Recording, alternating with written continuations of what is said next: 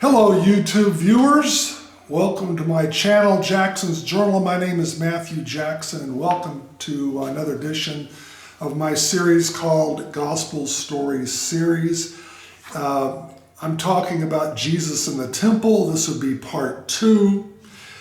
In part 1 I established that I had a conversation with a Facebook friend named Kenneth who identifies as an atheist.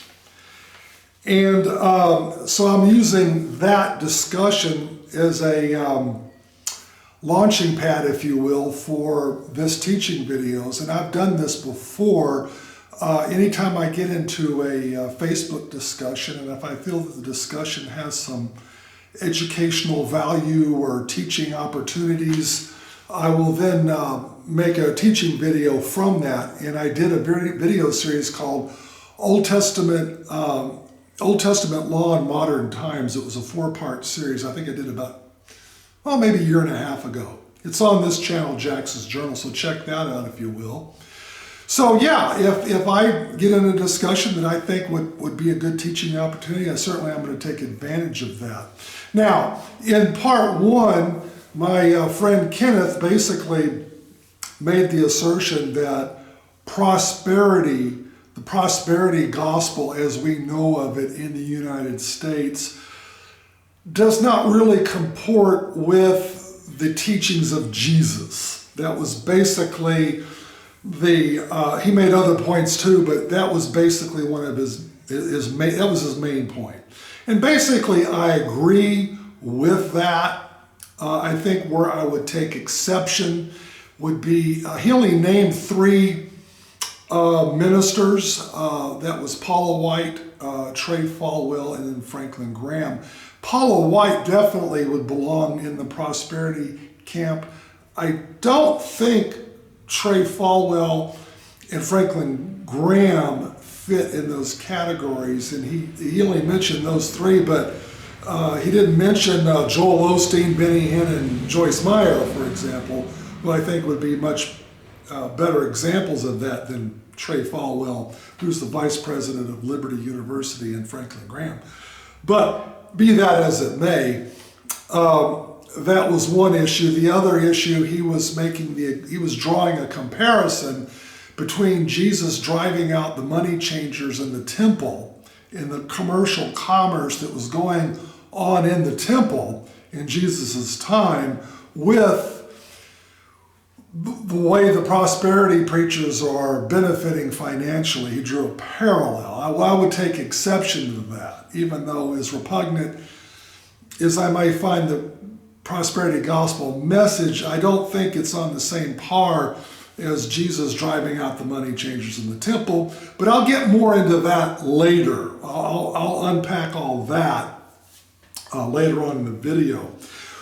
One housekeeping point I wanted to talk about just before I start part 2 here is Kenneth did bring up a scripture in Luke 14:1 through 5. Now this is where Jesus healed a guy who had dropsy. This is a swelling disorder.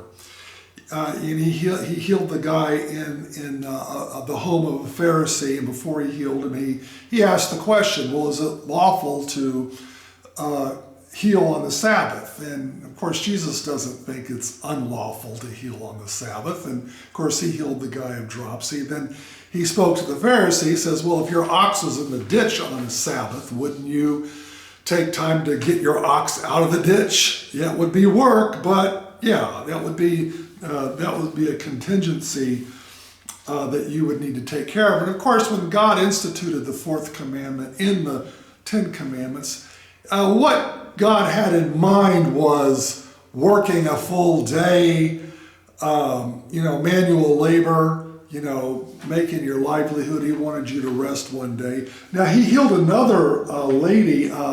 If you go to Luke 13, verse 15, he just healed a lady who was bent over her whole life and had some sort of spinal deal. But anyway, he healed her and she was able to stand up straight. And he told that And he did this actually in a synagogue.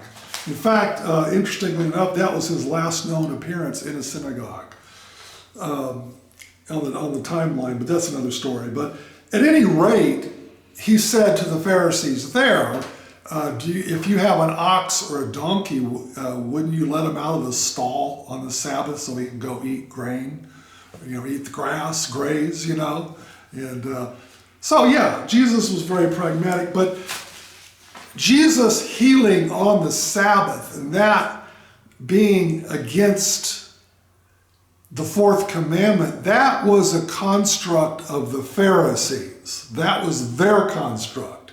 That was their perception. But in reality, it was not. It was not a violation of the law, and Jesus didn't think he was violating the law. And if you were to get your ox out of the ditch or let your livestock go graze on the Sabbath, that would not be a stoning offense, So no magistrate would ever enforce the stoning laws if you were to get your ox out of the ditch back in Old Testament times. So yeah, there's a degree of common sense when you apply the law. It's not so much dotting the I's and crossing the T's as Kenneth phrased it, but it's just more using common sense. Obviously, those are contingency issues. But anyway, I just wanted to clear that up. Now I want to move on and talk to you about the general layout of the temple itself. Because in order for you to understand Jesus dealing with the money changers and what he said, you turned my house into a den of robbers,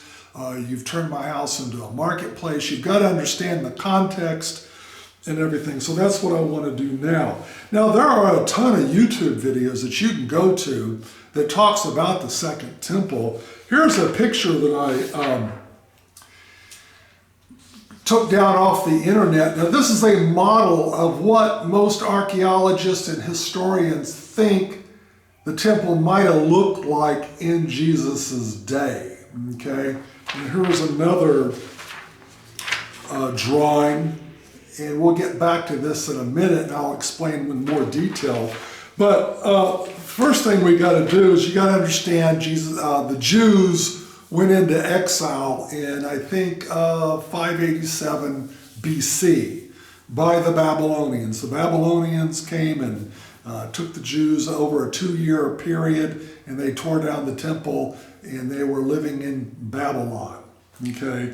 48 years after being in Babylon, the Persians took over. They were the big dogs now, okay? The Babylonians fell to the hand of the Persians, and of course the Persians, Cyrus the Great of Persia, inherited a bunch of Jews when he took over Babylon. And of course the Persians were a little bit more magnanimous with the Jews than the Babylonians were, and the Persians, after 22 years of captivity with Persia, they agreed, yeah, you can go back to Jerusalem, go ahead and build your temple, get out of here, go, be on your way. And in 516 BC, I think that's when they started to build the temple. I don't know if they started building it. It took about 6 or 7 years to build the temple. And I don't know if they started it in 523 BC or 516 BC, but at any rate, there was a guy by the name of Zerubbabel. He was a prince. He was the grandson of the king of Judah when Judah was overrun by Babylon and taken into captivity. The king's name was Zedekiah.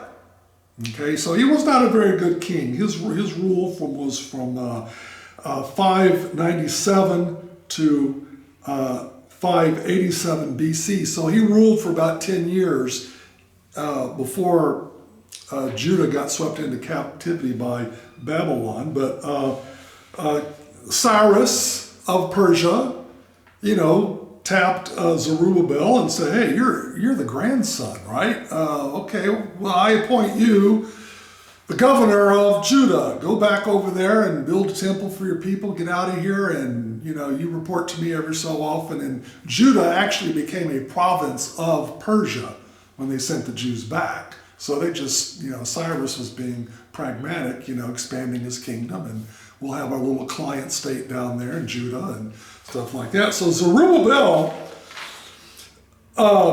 the grandson of Zedekiah, he was in charge of building the second temple because the first temple was torn down. Okay. Now, if you know anything about the first temple, it was pretty elaborate. You remember Solomon was quite rich. You could say Solomon was super rich because he could afford the best building materials. He could afford the best builders and craftsmen to build the temple and to build the palace that was next to the temple. So Solomon had some bank, and at that time, Israel was a world power. They were the top dogs. They were king of the hill at that time. And so, building a really nice, top-notch, top-rated temple wasn't much of a problem for those guys. But Zerubbabel obviously had some different issues. Now they were a fledgling nation. They didn't have a budget like Solomon did, so they did build a temple with the materials that they could procure. But obviously, the second temple wasn't quite as good as the first temple. But a temple's a temple. They made do with what they had and reinstituted the Mosaic Old Covenant sacrificial system and got that whole thing going again. Now, fast forward to 30 BC. This is when, let me check my notes here. Yeah, Caesar Augustus made Herod king of Judea in 30 BC, excuse me. Drop my notes. And then in 23 BC, Herod started spending money to renovate and expand the temple complex that existed. Because remember, it's almost 500 years old now. The second temple is almost 500 years old. It's starting to get run down, or not starting, it was. It was in disrepair, and it needed some needed repairs. And of course, Herod underwrote that. But in addition to that, he expanded the platform. Of course, I showed you a picture here. This whole area right here, that's all Herod. This building here, the little building here, all that, that's Herod. And of course, Herod did renovate the temple itself, the actual temple, and he put gold inlay on there just like the first temple had.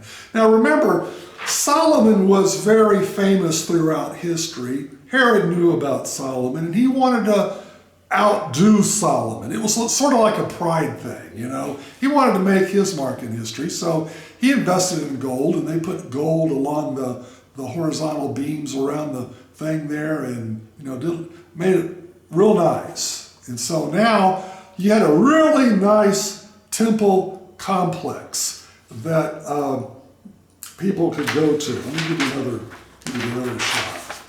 Here's another shot here. So now this is the south end of the complex. Most of the people who entered the temple came in from this end. And as you can see, these little holes there, when they came up these steps, they went through a tunnel, and they came out the other side of the tunnel out in the middle of the courtyard. Okay, so this whole courtyard was called Solomon's Porch. And during the first temple, actually his palace was right here, if you can believe that. Yeah, so anyway, it was a very majestic, very marvelous structure. It was one of the wonders, and obviously it was a tourist attraction. Thousands and thousands of people came from all over the world to see the temple, and it was a big deal. So, but at any rate, when Herod remodeled the temple, expanded the foundation and the complex, he did it for political reasons. It's not because he was in love with the Jews and Judaism and the temple and that he wanted to. I doubt very seriously he actually ever bought a bull or an ox or a cow and actually made a sacrifice. He might have, but I kind of doubt it. He did it for political reasons because he needed the cooperation of the Jews. Because Caesar Augustus put him in power over Judea, he wanted to retain his power. He wanted to curry favor with the Jews. So what better way to do it than to renovate, remodel their temple, and expand the temple complex and really set these guys up good. Okay, so that's my time for this session, part 2. In part 3, I'm going to start breaking down the scriptures that we're talking about that has to do with Jesus going in the temple and clearing out the money changers. We'll get into that in part 3. So thank you for watching. Please stay tuned for part 3. Please subscribe to my channel if you like my videos. Click that thumbs up deal. I'd appreciate it. I need some thumbs up. And feel free to subscribe to my channel. So until part 3, God bless.